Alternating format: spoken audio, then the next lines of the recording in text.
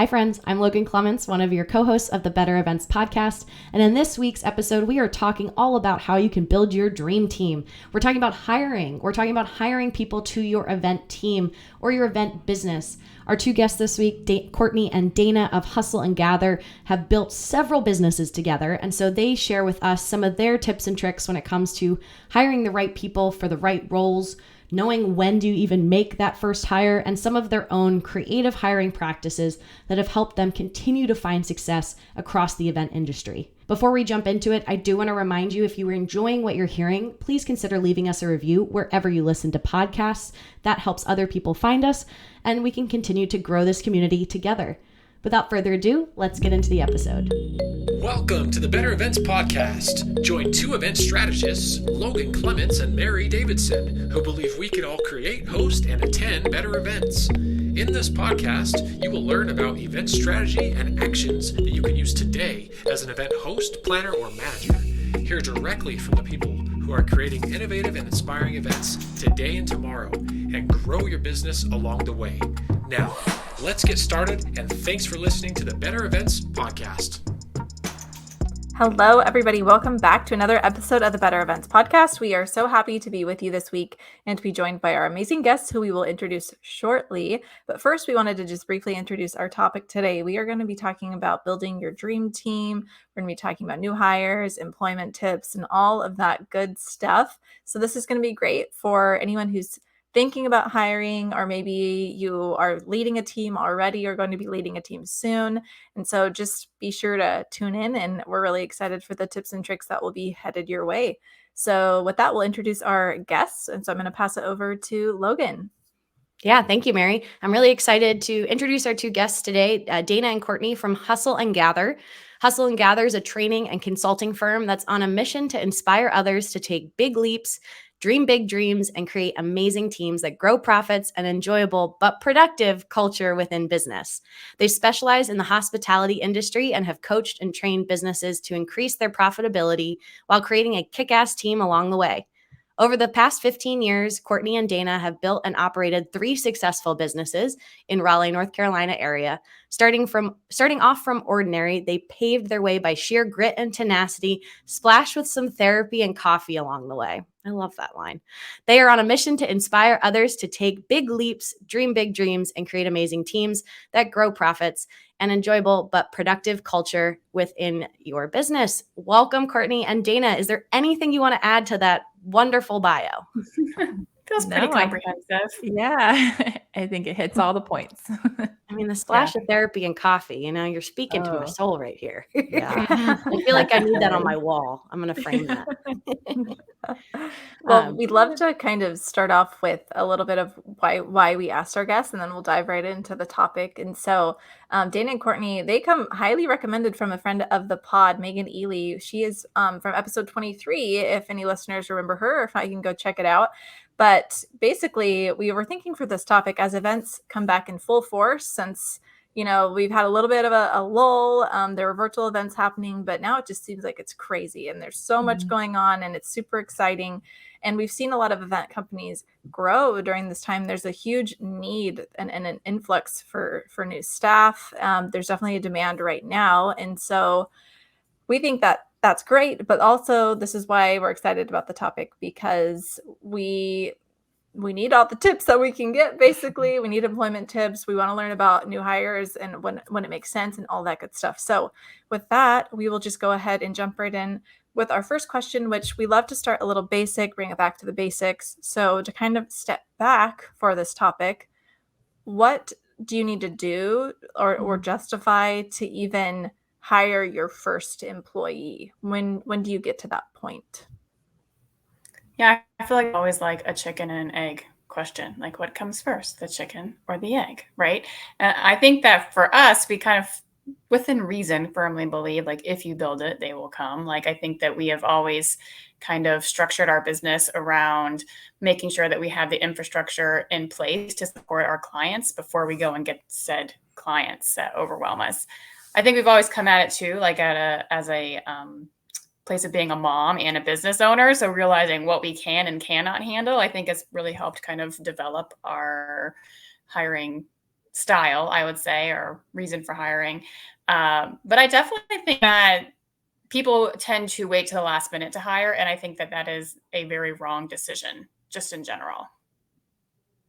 Yeah. So kind of like hopping into kind of Courtney was saying, for us, when we talk about we're consulting with teams about do they need to hire, we talk a lot about that pre-hire process, and it's very intense.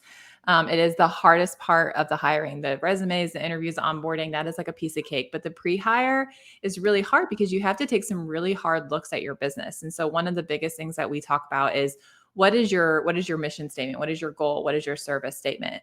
And if you are consistently failing at that mission and service statement, a lot of times it means that you need to hire, right? And so for us, we can take a look at, and we have a very big team. And there's times, and for us, for like the Bradford, for example, our venue, one of our biggest part of our mission statement is hospitality. It's giving individualized attention to our clients. And when we are so overwhelmed that my event director, my sales director cannot achieve that goal, that tells me, oh, we need to bring on another team member because we need to alleviate some of that load. And so for us, with the way we look at a mission statement is it's kind of like your North Star. It kind of gets you back on track to what you need to be doing. And it's a really good indicator of, okay, it's time. Okay. I need to start really living out what this mission statement is. And sometimes you have to kind of look at some ugly parts of your business, and it's not fun. And it's not fun to look at things where you're failing and where you're not doing well. But a lot of times that's where that kind of gives you that indication, okay, it's time to hire. It's time to start thinking about building a team, starting to delegate, starting to offload so that I can continue to grow this business in the way and maintain those values that I believe so dearly about in my business. Well, you said one of our lovely buzzwords that we love to hear on this podcast is North Star. We have a whole episode about it because we think that's so important for events in general. You can't really throw an event without a North Star. So it's interesting hearing that applied to your business, but also makes total sense.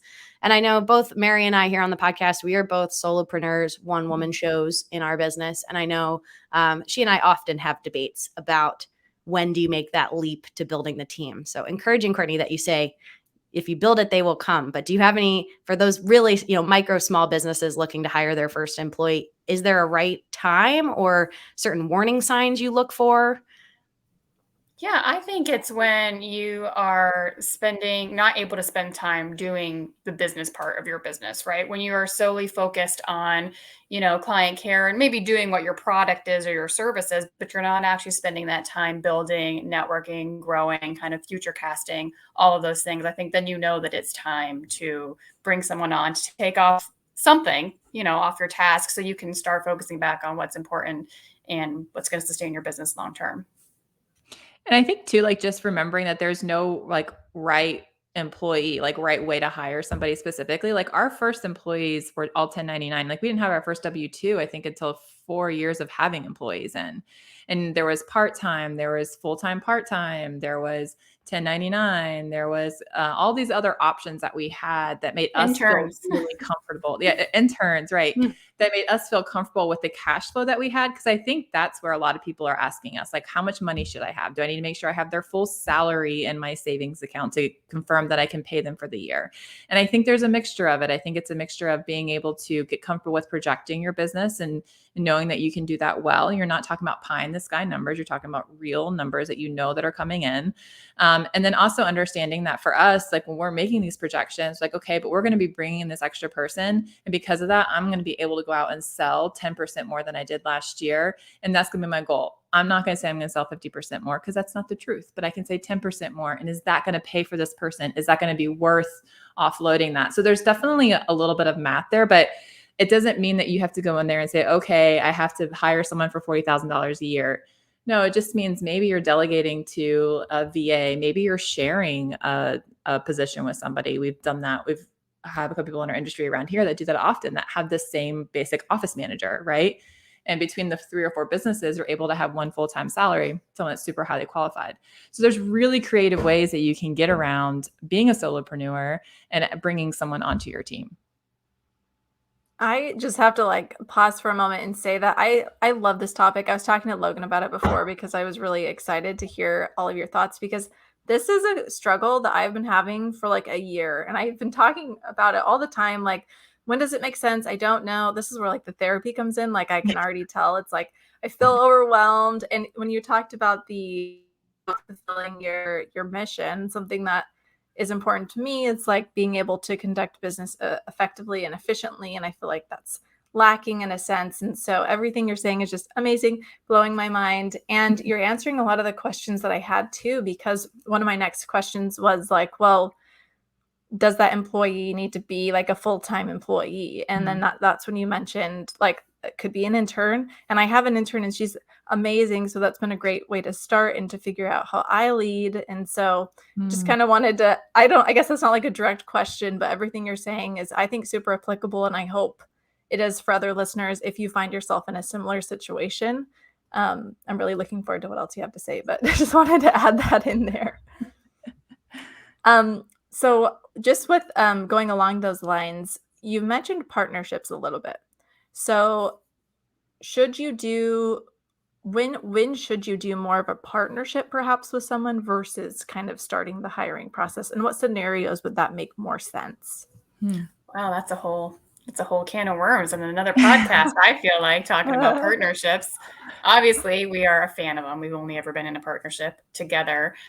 But if we're not really to spill the beans 100%. Maybe the beans will be spilled by the time this comes out, but we're actually going into a partnership with another planner and an area of our business in the next couple of months. And it just made sense for us. And I can tell you why is because we needed someone who had skin in the game, right? Like we needed someone that could be a managing partner, right? Like we have the finances and the funds to grow it, but we don't actually have the bandwidth, time, right?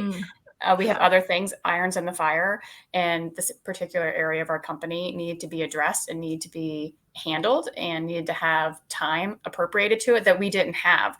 So it made sense at that point. We actually reached out to a planner that we admire who was just at this point in her business that I could tell that she wanted to kind of scale back. And I thought she'd be a good fit for what we needed in the future. And we're actually merging, and she's going to become a managing partner of this particular aspect of our company. And that's the reason why. It's because we need for her to feel as invested as we are. Now, do I need that for someone for the Bradford or venue? No. Like I'm very invested. I don't want another partner besides the great one that I have. Don't want to share profits with anybody else, same thing with C&D. But when it comes to this particular aspect of our business, which again, might be out when this comes out, it just made sense. So I think when you're looking for somebody who's going to be as committed as you, I think that's when you want to start thinking about that partnership realm. Yeah, I think it's interesting. I also feel validated that you did talk about that hiring employees, because I'm currently not interested in hiring anybody else full time, but I have frequently in the last 2 years relied on 1099 contractors, and both Mary and I have worked for each other on the 1099 spectrum of scaling up for specific projects and things like that, because I love bringing work to folks that I think do good work, but I also don't want the pressure of having to pay someone full time. So just talking about paying employees, whether they're part-time, 1099, full-time, how do you guys view hiring affecting your bottom line? So talking about affecting you financially. Yeah, that's a great question. I mean, I'm not going to lie to you. There have been a couple bad hires that have cost us some money, but at the end of the day, I feel like it's made us better bosses. So which also pays off dividends in the end. But ultimately for us, what's important is you have to find that balance with employees. They have to feel cared for. They have to feel not only invested in your company, but also feel like they can pay their bills, that they can, if they're sick, that there's health insurance, all that stuff. That's super important to us, that kind of quality of life piece of it. And certainly I can look at my payroll going out every month. I'm probably going to mess this up, like 7 full-time employees right now. So I can look at that bottom line and be like, oh man, it'd be great to take that K1 this month. But at the end of the day, there is no way that we would have been as successful as we've been without our teams, because we are only 2 people. And, like we've kind of alluded before, is that when you have that team who have their boots on the ground, who are really handling that day-to-day stuff, and you're hiring these people that encompass, that those values and whatnot, and that have this very specific skill set. So, when I think back to when we opened the Bradford, I was selling the venue, and we were doing both together. We were selling the venue, we were executing the events, we were managing the cash flow, we were managing the accounting. And there were some things that I was really good at and some things I was terrible at, but I had to do it all. And so when you're able to hire for a very specific thing, like we have an amazing salesperson who kills it. We have an amazing event director that kills it. We have a great marketing director that kills it. That only brings us in more business. Right. So in the beginning, it feels like Courtney touched on before, like a chicken and the egg. It feels a little counterintuitive. Like, let me throw money at this. And are they going to bring back that amount of money? And for us, 90% of the time, the answer is yes.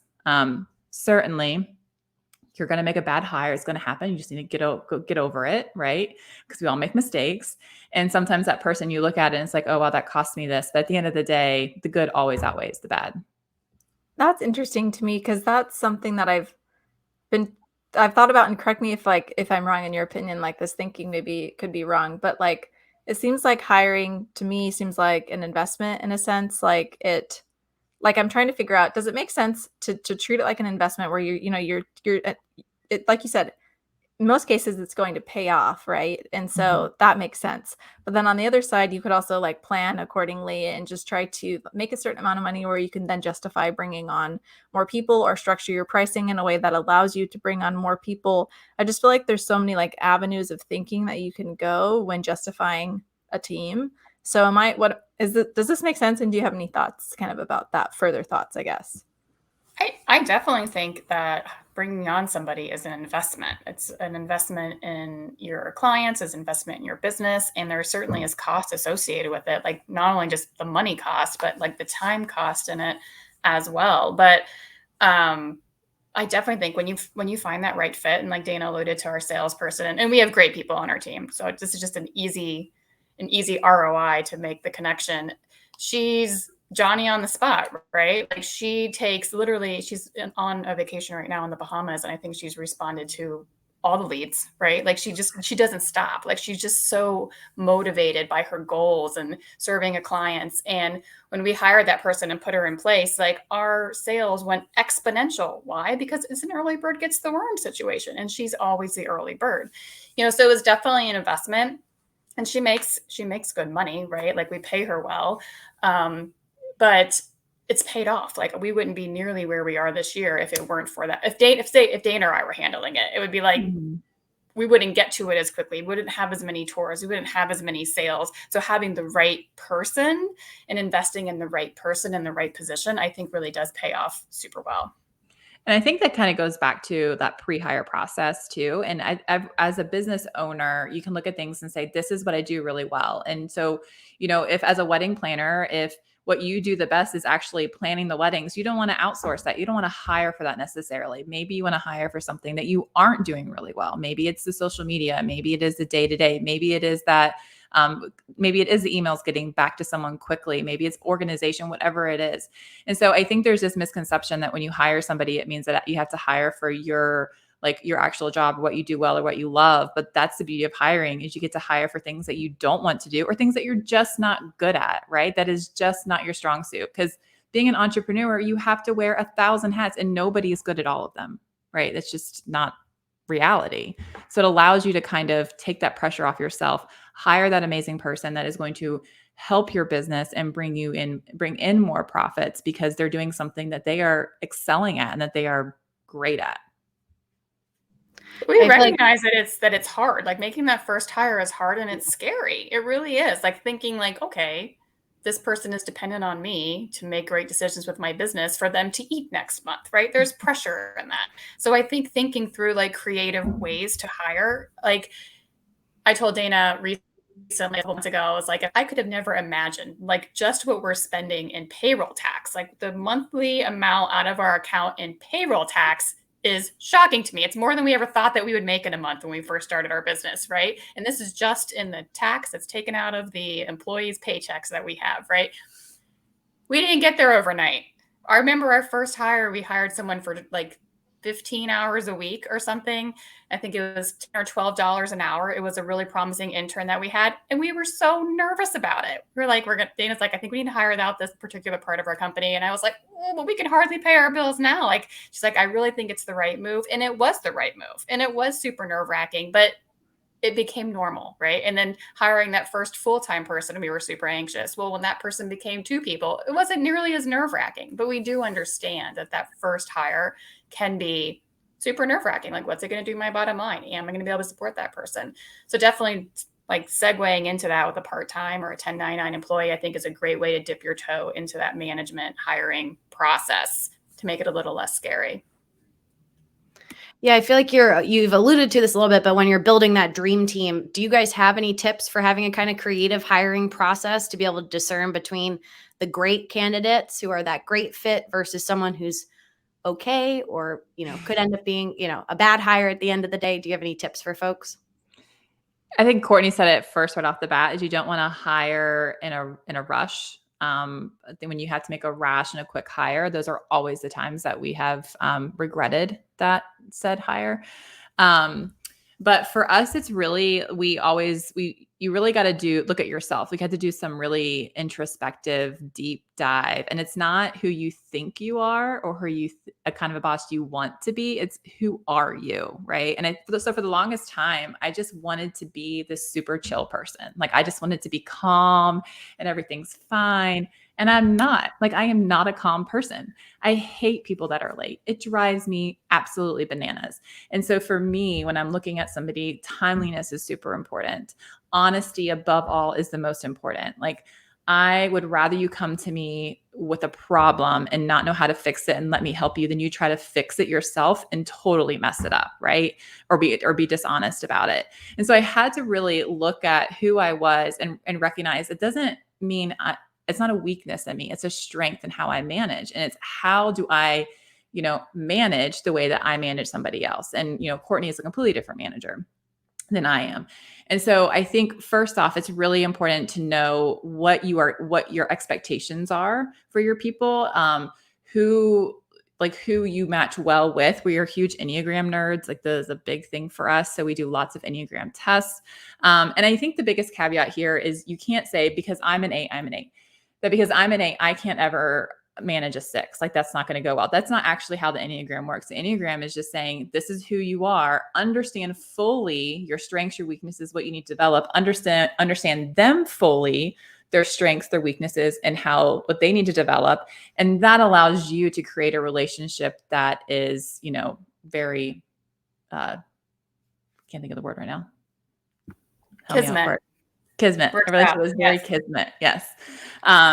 So I think that's where a lot of that comes in for us, is that we just kind of take a look at it. And we have to say, are we ready to hire? Do we have the time to invest into this person? Do we have the time to learn about them? Not just be like, hey, welcome to the team. Here's our people. They're going to onboard you. But it's like, no, do I have time to take them out to a drink, to go out to dinner, to get to know what they love, what they hate, to feel like if we're going to be a great fit, like all of those things are really important. So, and that's definitely one of the things that we look at when we're looking at hiring somebody. And we say all these things because we've literally gotten them wrong on all levels, right? Yeah. Like, we have hired when we were desperate. We're like, oh, you're a human being. Yes, you're going to fit. No, didn't work out. We were so busy, we couldn't properly onboard somebody. So they were like totally going rogue. And we're like, that's not how we do things. I'm like, but you never told me how you did things. And it created like this really bad situation. We've hired where we're like, yeah, we're like super chill. Like, we don't care if you work from home, it's project based. And then we're like, actually, we do care. Like, where's that? Dana would come in the office. Where's that person? Why is she not here? I'm like, we told her it was loose, but really we're not that loose.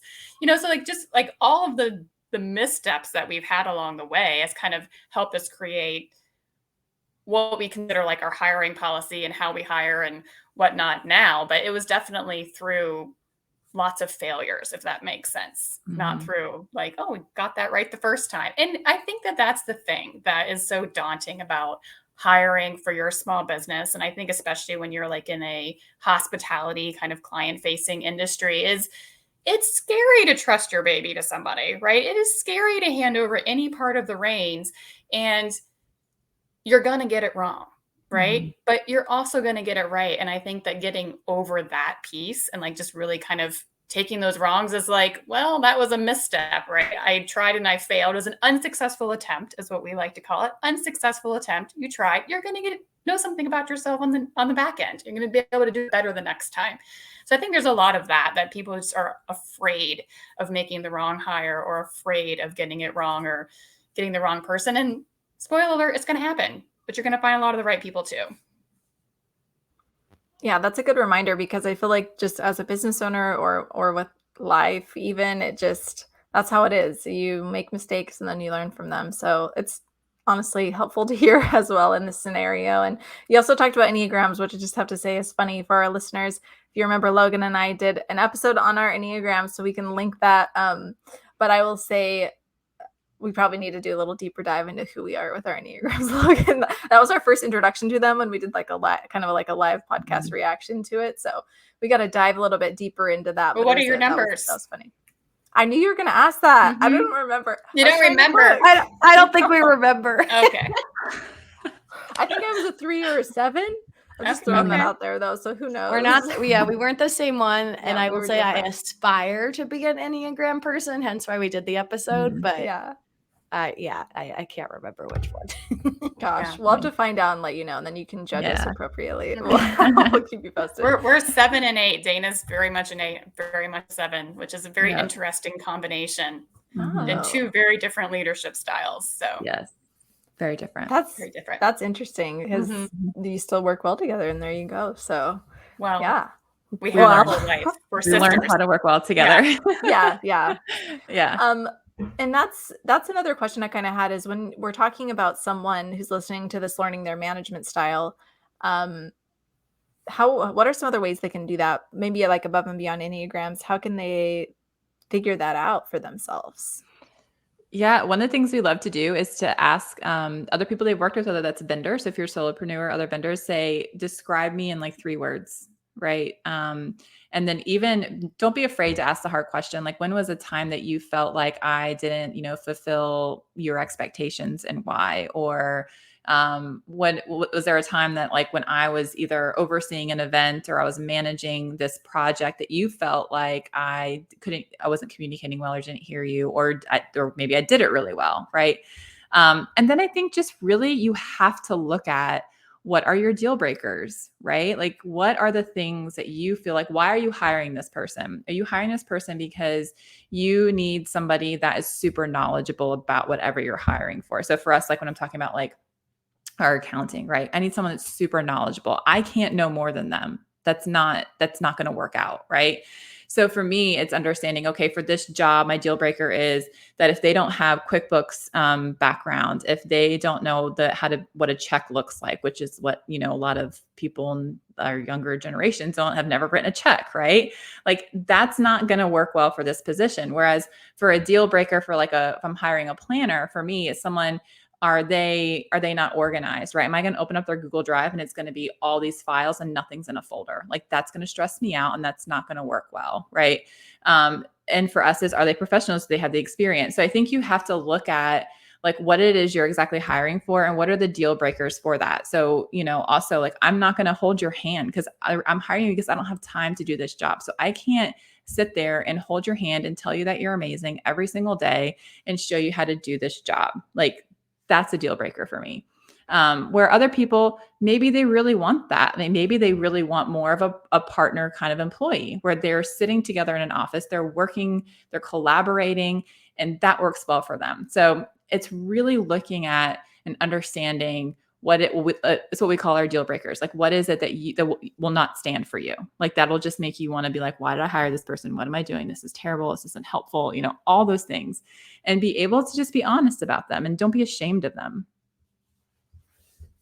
I think too, like, understanding like how much involvement you want to have. Like, for us, like when we hire most of our people, we're very project based. Like, we aren't lording over anybody's computer. I'm not counting their hours. I don't know exactly when they're going to go on vacation until I show up in the office and they're not there. They fill out the appropriate forms. Like, I trust them. They've done it. So, like, understanding that, like, I'm not going to be able to micromanage you, or I don't have the time to sit beside you and hold your hand. So when we're hiring somebody, like, we're looking for someone who's like a self-starter and a go-getter and is competent, right? But there might be people out there who they're like, look, I'm not going to trust my baby to someone who's just going to work on a project type base. Like, I want to see what they're doing, and I want to schedule their hour, like, minute by minute. Like, I'm going to time block what they're doing for their schedule, et cetera, et cetera. And that's how they might want to manage. And it's not a right or a wrong or a good or a bad. Understanding that, and then being able to find the person that fits that, because you're not hiring to make things more difficult for yourself. You're not hiring to add something to your plate. You're hopefully hiring to either grow and expand, to take something off your plate, or to service your current clients better, right? So when you hire that wrong person, or you haven't really taken that deep dive, it's like, how I'm going to manage, this is what I want it to look like, it can become really contentious, and it just becomes another thing that you have to deal with, and it actually can be counterproductive. Like we've had that with a hire where we're like, we're doing more work because we've hired this person and it was the wrong person for the job than if we had just done it ourselves in the first place. And you definitely don't want to be in that situation. Right. And when you're interviewing, you have to ask the hard questions. Like, if we're looking for a self-starter, we're like, give us a project at your last job that you felt like that you took initiative on, and what was it? Right. And based on that answer, based on how they answer that question, it's going to tell me, are they doing it because they were angry, because they were mad? Or are they doing it because they're like, wow, I can really make this better, and let me, be able to create a better product, which tells me that they cared about the company, they cared about the people on their team, and they cared about the end product, and not just trying to be, a braggart, right? So those are very two different teammates. So it's really making sure when you're walking into that interview, you're not just pulling a bunch of interview questions off the internet, but you're really digging into asking questions that not only talk about the job, but who you're going to be as their manager, and are they going to be okay with that? Right. Like we like to ask in our interviews, like, why are you leaving this last position? Like, what's something that you didn't like about that company? And if they're like, well, okay, maybe I felt like it was a little too loose, like I didn't have enough structure. Not going to work out. So I think that those are all super helpful questions to ask. Absolutely. Yeah. And so as we're thinking about that, what would you say, just we kind of try to leave with some like little, we've had tons of tangible tips today, but we kind of want to leave with like some little other tidbits. And so when it comes to you all as a manager, we're just curious if you wouldn't mind sharing, what would you say are like, you kind of hinted to it, but what would you say are like the top two qualities that you would describe yourself having as a manager? Curious. Putting you on the spot. I'll let you start, Dana. You want me to start? Sure. Okay. I think I am actually very empathetic. I probably didn't come across that way in this podcast, but I'm actually a very empathetic person. I think part of an 8 is that I believe in justice. I can see lots of sides of the coin. I can understand where people are coming from. So a lot of times when my employees coming at me and maybe they're mad, maybe they're upset, or maybe they're just overwhelmed, I can take a step back and recognize this is not about me. This is maybe about something else. And then how can I create a better environment to make them feel more successful? So I'm also a thinker, so it just takes me a while to process. So sometimes when I'm having a deep conversation, I don't want to be like, I'm not just going to like verbally vomit on you what you just said. Like, give me a minute, let me like process it, and like let's talk about a way to fix it. I would say that, and I think, I don't know if this is like a good thing or a bad thing, but I have very high expectations. I expect a lot from my people, but I think it's because they're amazing and I know that they can do it. Yeah, I think that I'm a very loyal person. So I think that I make our team feel comfortable coming and speaking to us when they need things or when they need help. I think that we are able, and we do this collectively, able to create a really open environment for people. So, I mean, even if things are going poorly, everyone's feels comfortable to come and tell us and realizes that we're going to support them. And then I think that I'm very empowering. So I want for people to have places to grow on our team. And I think creating those avenues, I think, is really important to keeping really highly qualified people. So I feel like, and I think Dana's this way too, very good at empowering our team to be able to take things on their own, to take ownership and responsibilities and really grow and have places to go on our team. Thank you so much for sharing those. I know that's nice and inspiring. We're always looking for good manager tips. Is there anything else before we wrap up? Is there anything else that you want to add to tips about building your dream team, hiring employees? Anything else? Yeah, I definitely think kind of recapping, like making sure you have that mission statement in place, make sure that you know what your values and your purpose are, because you want to be able to articulate that to your team and hire somebody accordingly. I think definitely looking at your management style, taking that deep dive, making sure you know who you are before you bring somebody else on. I think is super important. But yeah, and I think don't be afraid. Like we know that it's scary. We know that it's an investment, but I think that when you have that right person, the right place, that investment really does pay off Yeah. dividends a lot. Yeah. And kind of going on that, just trust your gut. Like when you're looking at these people, like you did not build this business, other than just you built this business, right? And remind yourself of that you know what's best for your company, and just trust that about yourself. Like you'll know when that right person feels like just clicks, you know? Wonderful tips. Thank you so much. We're so grateful to have you. Thanks for taking the time and sharing this awesome information. We would love to figure out where listeners can find you and follow you too, if that's something that they want to connect with you more on, or just follow your journey. So where can listeners find you?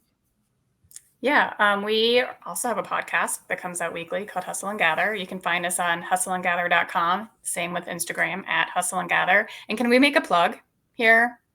Absolutely. Okay, so we just recently put together a hiring guide. So it has all of our tips, tricks, tools, resources to help you make that mission statement, to help you find your management style, to help you with the interviews, how to make a contract, like all that back end, like not sexy stuff, like how do I make a job offer? How do I make a contract? How do I onboard somebody? All of that's in there to help you with making really successful hires and growing your teams. We're super passionate about that. So. Perfect. Well, we'll add that in the show notes so people can know where to find you guys. And thank you so much for joining us, Courtney and Dana. And I'll be probably downloading your hiring guide, because you never know. I feel like it's always good to get ahead. But I appreciate you both for being here. Thank you so much. It's been so much fun. Yeah, thanks for having us. And Mary, I think that brings us to our bonus tip this week, which you have for us. Yes, I have the bonus tip, but it is a joint tip from both Logan and I. And this is a Google Chrome extension. Logan, correct me if They I'm also wrong. have it for Outlook. Okay, thank you. Logan introduced me to this. It is called Just Not Sorry. And as we said, it's an extension that basically helps you not say just and not say sorry as much as you might in email. So it underlines it just to kind of help you think about your wording and better to qualify your messages and not diminish your voice and things like that. So Logan, anything else you want to add, since the idea comes from you? Well, it's free. We had a discussion about free. this in our Event Pro book club. And then I was at a different event, I believe, and someone mentioned this plugin. And I was like, my mind was blown. So yes, it's free. Great. You don't have to take their suggestions if you don't want to. But I've noticed it in my own emails since having installed the plugin. Love it. Thank you so much for sharing it. Hopefully y'all check it out if it's interesting to you. And that brings us to the end of our episode. You can follow us on Instagram, Facebook, or Twitter at Better Events Pod. You can send us an email at bettereventspod@gmail.com. We love hearing from you. So thank you to those who have sent us some episode suggestions, content, anything that comes up. And we appreciate you all for listening. And we'll be back in your feeds again next Wednesday.